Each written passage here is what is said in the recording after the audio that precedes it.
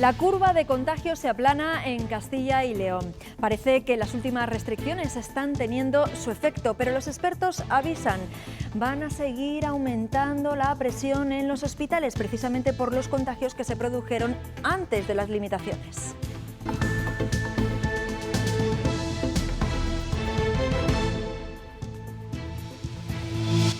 Burgos continúa siendo la provincia que más contagios registra de toda la comunidad. Allí, a partir de mañana martes, se aplicarán nuevas medidas.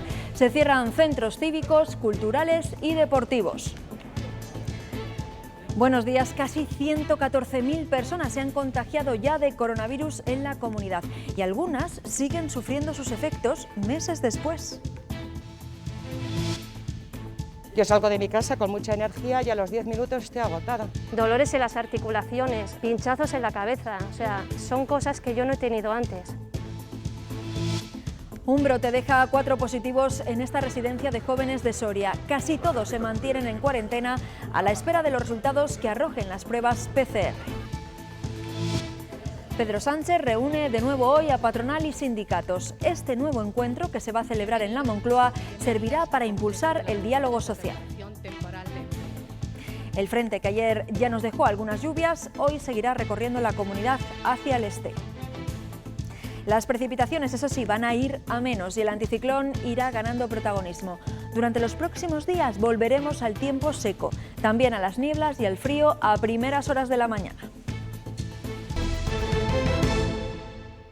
Castilla y León continúa en situación de riesgo extremo, pero la incidencia acumulada de las 2 últimas semanas ha bajado y parece que los contagios se estabilizan. En el último día el número de casos se ha reducido. Nos quedamos, ahí lo tienen, en los 990 casos nuevos en la comunidad. Ya son más de 113.700 los contagios desde el inicio de la pandemia en nuestra comunidad. Sin embargo, el número de fallecidos aumenta. Son 36 más, 33 en hospitales y 3 en residencias. Burgos sigue siendo la provincia que más casos registra. Allí, a las restricciones que entraron en vigor el viernes, se suman otras nuevas a partir de mañana martes. Se van a cerrar centros cívicos, culturales y deportivos. Recorremos las calles del centro de Burgos con una patrulla de la policía local. Apenas hay gente, la mayoría cumple el confinamiento responsable y ha decidido quedarse en casa. En el mercadillo ambulante vemos algo más de movimiento, pero los comerciantes nos cuentan que nada que ver con días anteriores. En los establecimientos que abren, la policía recuerda a los hosteleros que solo pueden servir comida para llevar. Lo poquito que podemos sacar, pues algo hacemos. Muy bien. Tampoco... oye, que vaya bien, lo mejor posible. Vemos grupos reducidos de un máximo de 3 personas no convivientes. Este burgalés ha percibido concentraciones de gente y enseguida informa a la policía. Un domingo cualquiera esta calle estaría a rebosar, pero la imagen es bien distinta. La ciudad prácticamente vacía y vemos que la gente está cumpliendo, se está quedando voluntariamente en casa. Tranquilidad y soledad en Burgos contrasta con el ambiente del sábado por la noche. Lo que se diferencian es en la edad, son gente joven y no respetan tanto las normas. A los burgaleses les costó más quedarse en casa a pesar de que el aumento de contagios no cesa. Café para llevar, paseos en familia. Confinarse, oye, es complicado, ya hemos pasado uno, o sea que... ¿Verdad que sí, chicos? Nos gusta salir a un paseo. Nos hemos separado en grupos de 3 en 3. Este grupo de varios jóvenes eso aún no lo tiene claro. Las restricciones de Burgos no permiten juntarse a más de 3 personas no convivientes. Y a partir de esta semana, la soledad se apoderará aún más de las calles de la ciudad. El ayuntamiento va a cerrar varias instalaciones municipales. En Burgos está previsto que se realicen cribados masivos como el de este fin de semana en Aranda de Duero. Los test de antígenos han sacado allí a la luz 38 positivos de más de 11.700 pruebas realizadas. Eso supone un 0,32%, o lo que es lo mismo, una tasa de contagios de 323 por cada 100.000 habitantes. Y en Soria están en cuarentena casi todos los estudiantes de la residencia universitaria Gaya Nuño. Allí se ha detectado un nuevo brote con 4 positivos. El primer caso se registró el viernes y tras conocerse el resultado se aisló a los 45 de los 59 residentes por contacto directo, en su mayoría universitarios. Se espera conocer el resultado de todas las pruebas PCR durante los próximos días. Bueno, a pesar del freno en los contagios, los expertos aseguran que van a seguir siendo semanas duras en los hospitales. En esta segunda ola están ingresando más personas sanas, pero el tiempo de hospitalización es menor. Otro dato reseñable, baja la edad de las mujeres que ingresan en la UCI, de los 62 años a los 57, y han aumentado las pacientes críticas. Son también mujeres las que sufren en mayor medida el llamado COVID persistente, es decir, síntomas que no se van incluso meses después del contagio. A Cristina el COVID la ha consumido. He adelgazado 16 kilos. A nivel mental y físico. Dolores musculares, sigo con dolor de cabeza, de oídos, he perdido audición de este oído. Como ella, Zulema también arrastra secuelas desde abril. Fuertes dolores en el pecho, en la espalda, entre los omóplatos, de vez en cuando me salen hematomas sin golpe previos. Y se fatiga en cada actividad, son dolencias que le impiden hacer una vida normal. Ahora hay veces que como y si tomo un yogur parece que me he comido un cordero asado, por ejemplo. Tengo muchos problemas gastrointestinales. La mayoría de casos de COVID persistentes son mujeres de mediana edad y sin patologías previas, como Maite, que lleva más de 2 meses sin olfato ni gusto. Como si viviera en una vitrina, es como si entre el mundo y yo hubiese una barrera. Lo curioso es que la mayoría pasaron un COVID leve. Fue como un catarro fuerte. 8 meses después, Charo sufre secuelas neurológicas. Pérdida de memoria, sobre todo se me olvidan los nombres, estoy hablando y se me olvida no las cosas, nombres, las palabras. Temen que dure para siempre. En estos meses se están sintiendo solas y desatendidas. Que si es depresión, que si es ansiedad. Lo que piden es que se investigue y que se nos reconozca como enfermos. Hay 200.000 personas en España que siguen teniendo COVID persistente. Nuestra comunidad cuadruplica el número de tarjetas sanitarias de desplazados desde que comenzó la pandemia. Por aquel entonces, en marzo, tan solo eran 20.000. Bueno, pues el pasado mes de octubre se atendió a más de 71.000 pacientes de otras regiones. Madrid es la autonomía desde donde más se importan. Hoy estaba previsto que los sindicatos y la Junta se reunieran para abordar la reordenación del sistema sanitario de la comunidad por la pandemia. Esto supone cambios en las condiciones laborales de los profesionales, pero los sindicatos rompieron este fin de semana las negociaciones después de que se publicara el decreto que los regula. Vamos a recordar lo que decía la semana pasada la consejera de Sanidad. Verónica Casado confiaba en llegar hoy a un acuerdo. Hay profesionales que están trabajando un 150%, un 200%, y lo que queremos es que todo el sistema arrope a esas personas que están trabajando para el COVID y también para el no COVID. Por lo tanto, lo que tenemos que trabajar con los sindicatos es cómo hacemos esa reordenación de una manera lo más ajustada posible. La publicación de ese decreto antes de la reunión prevista de hoy no sentó bien a los sindicatos, que incluso llegaron a pedir la dimisión del presidente de la Junta. De nada les sirvió los argumentos del vicepresidente asegurando que su aplicación iba a ser negociada. El asunto se va a tratar hoy en una reunión entre el Colegio de Médicos de Castilla y León y el PSOE. Los socialistas han pedido a la Junta que dé marcha atrás en el decreto. Ana Sánchez asegura que Mañueco se esconde detrás de la pandemia para imponer un modelo sanitario privatizador. Nos gustaría que diesen marcha atrás y que desde luego tome nota de lo que le está diciendo la sociedad civil de Castilla y León y todos y cada uno de los colectivos de esta tierra. No está a la altura de Castilla y León. No le eligieron para gobernar, pero gobierna. Tiene que contar hasta 10 y pensar qué está haciendo. La tendencia de los contagios en España también es a la baja. Cataluña es la región donde más personas han perdido la vida por coronavirus en las últimas horas, 67. El mayor registro de positivos se produce en Andalucía, con casi 3.600. Allí han fallecido 35 personas. Por detrás se colocan Madrid y Asturias con 26 y 21 muertes respectivamente. Y en la Comunidad de Madrid, por cierto, desde esta medianoche se han suprimido las restricciones a la movilidad en 10 zonas básicas de salud. En esas áreas, los casos de coronavirus se han reducido a la mitad o más en las últimas 2 semanas. Las restricciones se mantienen en el resto de zonas una semana más. La recomendación de que nos mantengamos en silencio ya se ve en los autobuses de varias ciudades. Se apoyan en un informe científico que dice que los aerosoles, esas partículas que expulsamos por la boca, son la forma de contagio más habitual y aumenta cuando hablamos o gritamos. Por eso se pide silencio en el transporte público.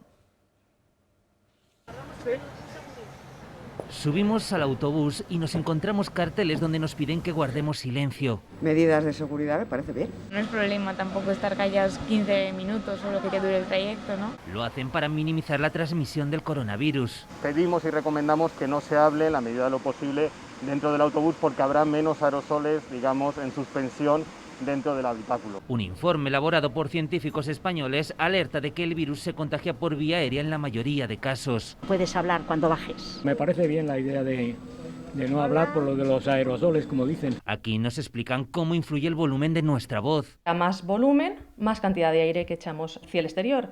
Si yo estoy contagiada y grito, esos aerosoles se extienden muchísimo más. Tanto que pueden llegar hasta más de 2 metros de distancia. Gente que no se da cuenta y va gritando por la mascarilla, habla más fuerte. Me parece bien que pongan alguna norma para ello, para el silencio.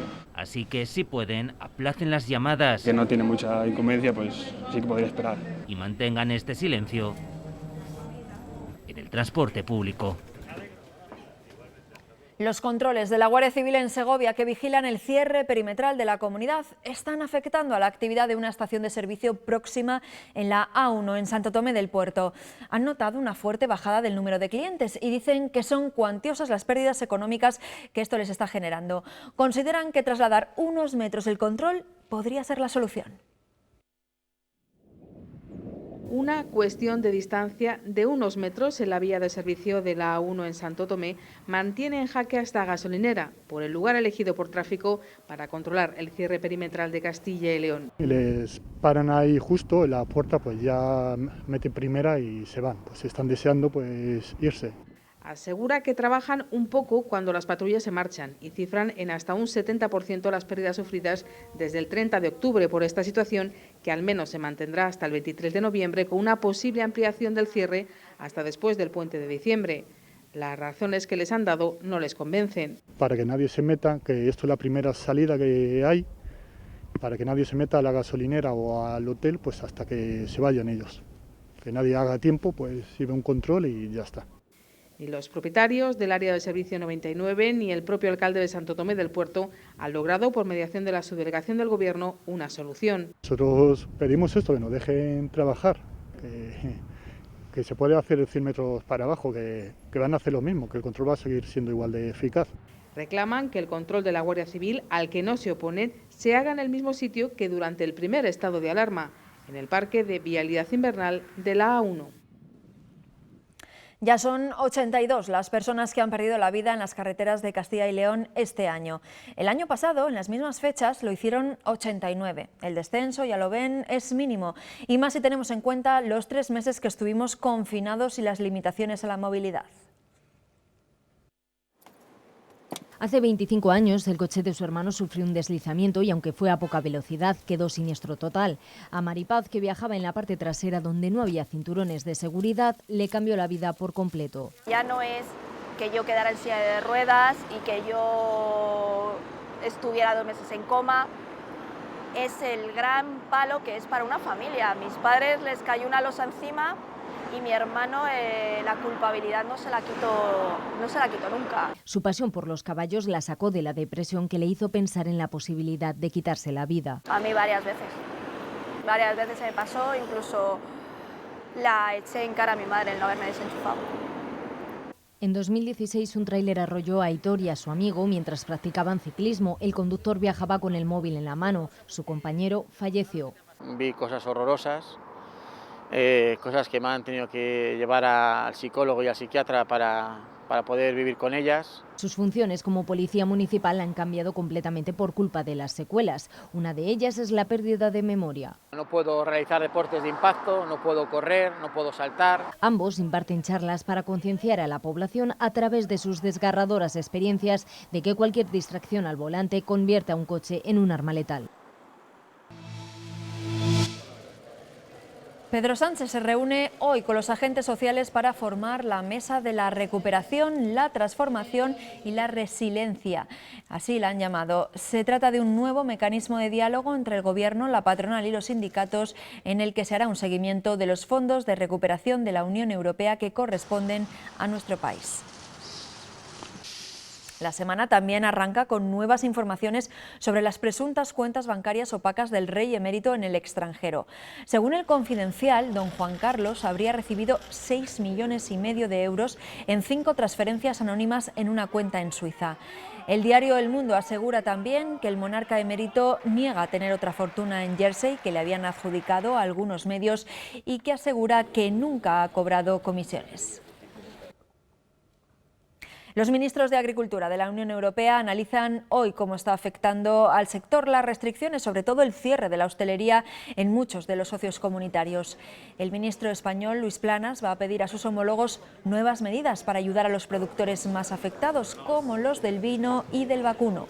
Es lo que reclama también la Junta de Castilla y León para estos sectores que sufren una caída de precios por la situación de la restauración. La Bolsa de Madrid ha comenzado con buen pie este lunes después de las duras pérdidas de la semana pasada.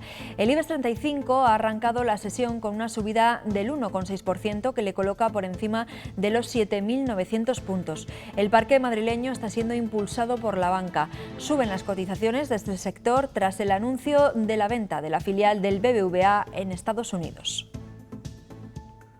El primer ministro de Reino Unido vuelve a someterse a una cuarentena por coronavirus. Boris Johnson ha anunciado que se va a aislar durante 14 días porque ha estado en contacto con un diputado que ha dado positivo por COVID-19. Johnson toma esta medida por precaución, aunque ya superó la enfermedad en el mes de marzo. Entonces tuvo que ser hospitalizado al contagiarse tras haber sido uno de los mandatarios que más minusvaloró el riesgo de esta pandemia. Y en Perú se agrava la crisis política tras la dimisión ayer del presidente en funciones Manuel Merino por la presión popular. El Congreso ha bloqueado el nombramiento de la que iba a ser su sustituta, la exministra de Economía Rocío Silva Santisteban. El país andino sigue así en un limbo político mientras siguen las protestas en las calles. Al menos 2 manifestantes han muerto en choques con la policía.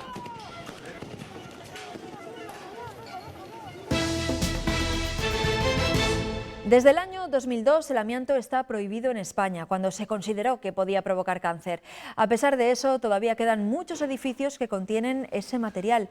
En Salamanca, los vecinos del barrio de Comuneros han logrado que por fin se retire la uralita de un antiguo concesionario. El amianto presente en la cubierta de este antiguo concesionario por fin será retirado gracias a la insistencia de los vecinos. Ya vamos a ver este logro conseguido a través de la asociación y de las reivindicaciones de los vecinos. Aunque para algunos incluso esto supone mucho más que una victoria. Ya ve la uralita que está a ras de ventana.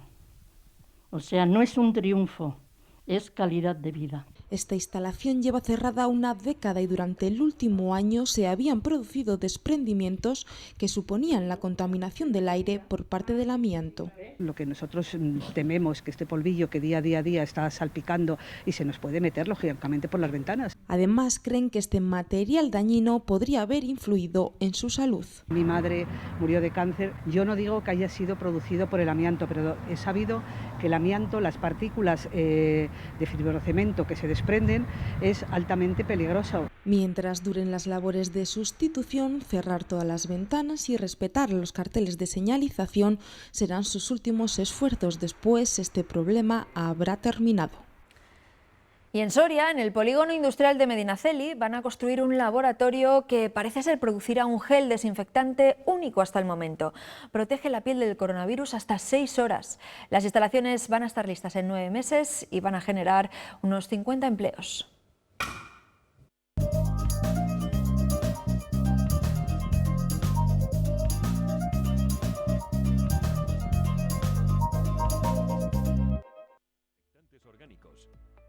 Medinaceli acogerá la construcción de un laboratorio con la máxima innovación en fabricación de geles contra el coronavirus. La empresa Nanomed construirá una fábrica de 28.000 metros cuadrados en la que se dará vida a un producto único en materia sanitaria. En menos de 5 segundos el producto rodea el virus con nanomateriales, con nanocobre en sí, y lo hace inocuo. Genera una capa protectora en la mano que no deja penetrar el virus. Un gel de manos hecho a base de nanotecnología que dura entre 4 y 6 horas sin importar la superficie que toques y que cuenta con todas las garantías sanitarias. Hemos hecho todas las pruebas en el Instituto de Microbiología, del Instituto Valenciano de Microbiología, también las hemos pasado en ASL, en Inglaterra, en Londres. Para Medinaceli supondrá un nicho de atracción de población. Se crearán entre 40 y 60 empleos directos el primer año con posibilidad de aumentar hasta 150. Estamos hablando de zonas despobladas, con lo cual tendrían que venir gente de alrededor, gente de Arcos de Jalón, gente de Almazán, de Sigüenza. Con una inversión inicial cercana a los 4 millones de euros esperan que esté en funcionamiento en 9 meses. Será entonces cuando Medinaceli sea la casilla de salida de un gel único en su especie. El frente que ayer ya nos dejó algunas lluvias, hoy seguirá recorriendo la comunidad hacia el este. Las precipitaciones irán a menos y el anticiclón irá ganando protagonismo. Durante los próximos días volveremos al tiempo seco y a las nieblas y al frío a primeras horas de la mañana. Cuesta encontrar niños en los parques infantiles cubiertos. Los dueños de estas instalaciones de ocio se enfrentan a un abismo. Hay muchos negocios que están cerrados y los que abren pierden dinero porque entre la reducción de aforo y el miedo de los padres no va casi nadie. Instalaciones descomunales que se disfrutan casi en privado. Van a venir en total 4 niños. Donde antes cabrían unos 200. Es fin de semana y Encarna abre su negocio, como quien dice, por amor al arte. Ganaría más dinero si esto estuviera cerrado. Solo en un mes de invierno esta sala consume 5.000 euros en luz. Si no cambia nada y no recibimos ningún tipo de ayuda, obviamente esto no se puede sostener. Es un negocio familiar con 15 trabajadores en ERTE. Entre aforos reducidos y miedo, pocos son los padres que traen aquí a sus pequeños. Ahora tienen abiertos los parques y poco más y a medias, porque te da un poco de miedo porque hay más gente. Aquí, pues como puedes ver, está un poco vacío. Nos pareció un sitio muy seguro, que estaba todo muy controlado, con muchísimas medidas. Además de la distracción que supone para ellos. Se ha mirado mucho por mayores, pero no para los pequeños. Su alegría contrasta con la realidad del ocio infantil. Aquí se ha perdido el 100%. Sector que va cuesta abajo y sin frenos. Así nos vamos, después de 2 horas y media de información en directo. Pueden seguir las noticias en nuestra web, en ciltv.es. Nosotros regresamos mañana a las 8:30. Que pasen un buen día. Adiós.